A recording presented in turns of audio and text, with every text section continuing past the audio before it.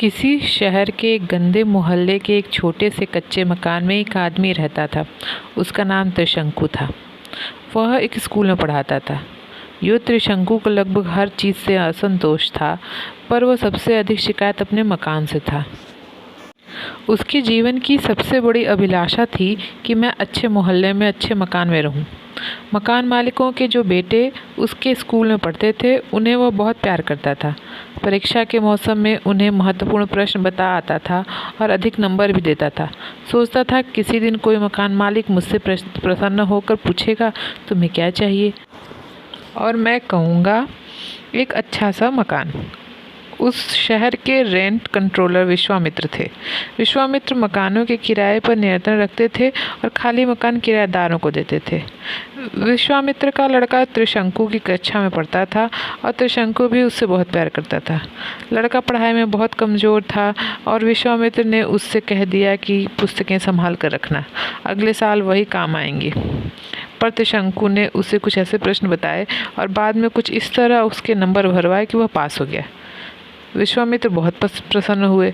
एक दिन वह जब त्रिशंकु लड़के के पास होने की मिठाई खा रहा था, तब वे बोले, त्रिशंकु मास्टर, मैं तुमसे बहुत खुश हूँ। मैं तुम्हारे लिए कुछ करना चाहता हूँ। बोलो, तुम्हें क्या चाहिए? त्रिशंकु इसी क्षण का वर्षों से इंतज़ार कर रहा था। उसकी आंखों में कितने ही मकान झूल गए, पर उसने उतावली नहीं की। बड़े धीरज से वह बोला, साहब, मैंने ऐसा क्या किया है जिसका बदला चाहूँ? मैंने तो अपना कर्तव्य किया है। आप सारे शहर के लोगों के रहने के लिए मकान देते हैं और आपका ही लड़का पास न होता तो शहर के लिए बड़ी शर्म की बात होती। मैंने तो एक नागरिक के नाते अपना कर्तव्य किया है। मुझे आपकी कृपा के सिवा और कुछ नहीं चाहिए। इन शब्दों से विश्वामित्र का हृदय और चौड़ा हो गया। वे त्रिशंकु पर दया करने लगे और बहुत लालायित होते। बोले, नहीं त्रिशंकु, तुम कुछ मांग लो, तुम्हारा मुझ पर ऋण है। बालक का एक पिता जन्मदाता है और दूसरा विद्या देने वाला। तुमने लड़के को पढ़ाई लिखाई के सिवा यह अमूल्य विद्या भी सिखाई है कि अयोग्य होकर भी सफलता कैसे प्राप्त करनी चाहिए। तुम्हारा दर्जा मुझसे भी ऊंचा है। बोलो, तुम्हें क्या चाहिए? त्रिशंकु ने देखा कि लोहा खूब गर्म हो चुका है। उसने कहा, अच्छा साहब, अगर आप प्रसन्न हैं तो मुझे किसी अच्छे मोहल्ले में एक अच्छा सा मकान दिला दीजिए।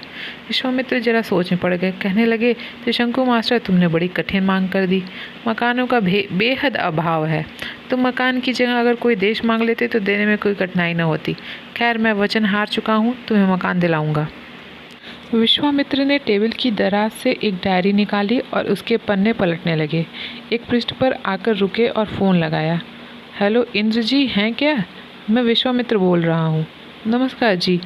हाँ, आपकी कृपा है। देखिए, मैंने एक ख़ास कारण से आपको कष्ट दिया है। जी, आपके पास कोई मकान खाली है क्या?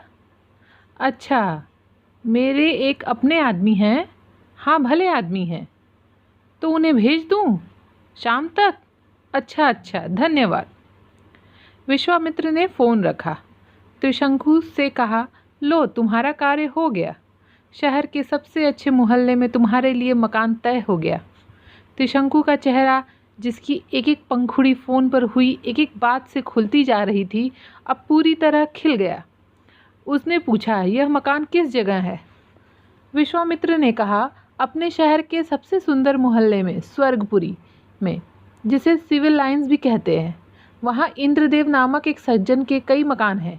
इंद्रदेव पहले लोक कर्म विभाग में इंजीनियर थे और राष्ट्र निर्माण का काम उन्होंने इतनी दिलचस्पी से किया कि रिटायर होते होते उनके अपने भी 15-20 मकान हो गए।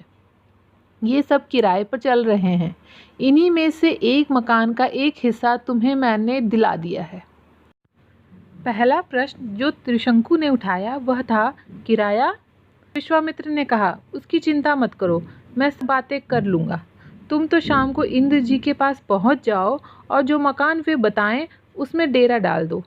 आज 31 तारीख है, यह मकान आज ही खाली कर दो, वरना कल मकान मालिक 1 माह का किराया रखा है, तो मकान लेकर चले जाओ। त्रिशंकु दुविधा में पड़ गया। स्वर्गपुरी या सिविल लाइंस की दुनिया ही दूसरी थी। वहाँ के निवासी कितने भिन्न प्रकार के थे। त्रिशंकु उन्हें प्रशंसा और भय से देखता था। उसने वहाँ रहने की कल्पना कई बार की थी और उसे सुख का अनुभव हुआ था, पर अब जब वह वहाँ रहने का मौका आ गया है, तब उसका मन आगा पीछा करने लगा। सोचने लगा, मैं वहाँ कैसे रहूँगा, वे लोग मुझे वहाँ रहने भी कैसे देंगे। उसने डरते डरते कहा, साहब वहाँ तो और तरह के लोग रहते हैं, वह जाति ही दूसरी है, वे मुझे अपने बीच कैसे रहने देंगे। विश्वामित्र बोले, तुम कैसी नासमझी की बातें करते हो त्रिशंकु, वहाँ मकान मिलना बड़े सौभाग्य की बात है और तुम उसी सौभाग्य को ठुकरा रहे हो। तुम डरो मत, बेखटके चले जाओ, मैंने कह दिया है तो इंद्र जी तुम्हें हाथ जोड़कर मकान देंगे। त्रिशंकु का मन फिर भी आगे नहीं बढ़ा। उसने बड़ी दीनता से कहा, साहब मुझे न जाने कैसा लग रहा है, मुझे लगता है वहाँ हम केवल मन से रह सकते हैं, सदैव रहने जाएंगे तो वे लोग स्वीकार नहीं करेंगे। विश्वामित्र का अभिमान जाग उठा। त्रिशंकु उनकी शक्ति पर अविश्वास कर रहा था। वे उठकर खड़े हो गए, उनका तेज जागृत हो गया। बोले, त्रिशंकु मैं विश्वामित्र हूँ, रेंट कंट्रोलर, मेरी बात कोई मकान मालिक नहीं टाल सकता। मेरी भी 20 साल की सर्विस है, यह कुछ कम तपस्या नहीं है। मैं तुम्हें स्वर्गपुरी में बसाऊंगा, मेरा वचन खाली नहीं जा सकता। जाओ, शाम तक इंद्र जी के पास पहुंच जाना। त्रिशंकु ने शाम को एक ठेले पर सामान लदवाया और सिविल लाइंस की राह पकड़ी। इंद्र जी के बंगले पे पहुंचा।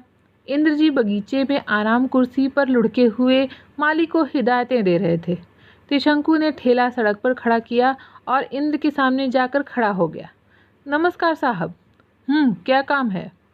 नमस्कार के जवाब में हूँ पाकर त्रिशंकु का माथा गर्म हुआ। अपनी गरज जान वह सह गया। उसे लगा जैसे वह किसी के द्वार पर भीख मांगने खड़ा है और घर में से आवाज़ आ रही है कि आगे बढ़ो। मन को जमाकर उसने कहा, आपको विश्वामित्र ने मकान के बारे में फ़ोन किया था ना, उसी के लिए। इंद्र बोले, हाँ हाँ ठीक है, कहाँ है तुम्हारे साहब? कौन साहब? त्रिशंकु बात समझा नहीं। इंद्र ने खींच कर समझाया, अरे वही जो मकान में रहेंगे। त्रिशंकु को झटका लगा। वह बोला, जी मैं ही रहूँगा। इंद्र उठकर बैठ गए, आंखें निकाल कर उसे देखा और झल्ला पड़े। तू रहेगा मेरे मकान में? विश्वामित्र क्या दिन में भी नशा किए रहते हैं? त्रिशंकु ने साहस बटोरा, पूछा, क्यों, ऐसी क्या अनहोनी हो गई? इंद्र ने अपने आप कहा, मैं तो समझा था किसी शरीफ आदमी के लिए मकान चाहते हैं। त्रिशंकु ने मकान की आशा छोड़ दी, इससे उसमें ताकत आ गई। वह कड़क कर बोला, मैं क्यों नहीं रह सकता, मैं क्या आदमी नहीं हूँ? इंद्र ने उसे फिर ध्यान से देखा और बोले, जो सिर्फ आदमी है वह यहाँ नहीं रह सकता। मतलब? त्रिशंकु ने पूछा। इंद्र ने कहा, मतलब यह कि तुम यहाँ रहने के काबिल नहीं हो, मैं देखकर ही आदमी को समझ जाता हूँ। त्रिशंकु की स्कूल मास्टरी जाग उठी थी। वह बात को पूरी तरह समझ गया और समझा लेना चाहता था। बोला, तो यहाँ रहने के लिए क्या काबिलियत चाहिए? इंद्र ने नाराज़गी से उसे देखा और कहा, भिखमंगे यहाँ नहीं रह सकते।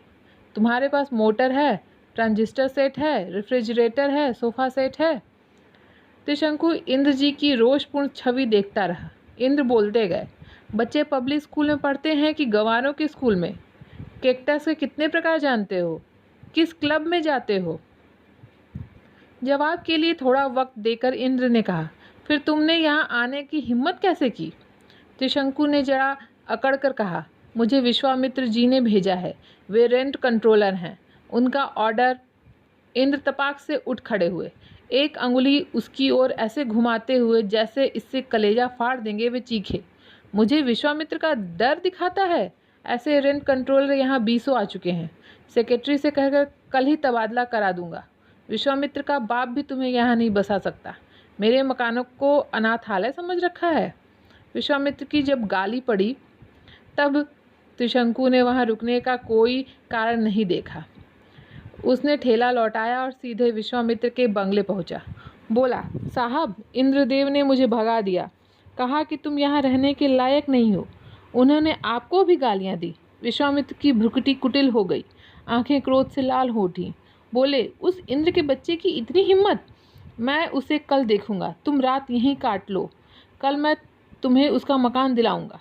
त्रिशंकु ने हाथ जोड़कर बोला, साहब, मैं वहाँ नहीं जाऊँगा। वे लोग बड़े जंगली हैं। मैं उनके बीच में नहीं रह सकता। विश्वामित्र ने अब उसे गुस्से से देखा और कहा, तुम्हें वहाँ रहना ही होगा। अब यह तुम्हारे मकान का सवाल नहीं रहा, मेरी प्रतिष्ठा का सवाल बन गया है।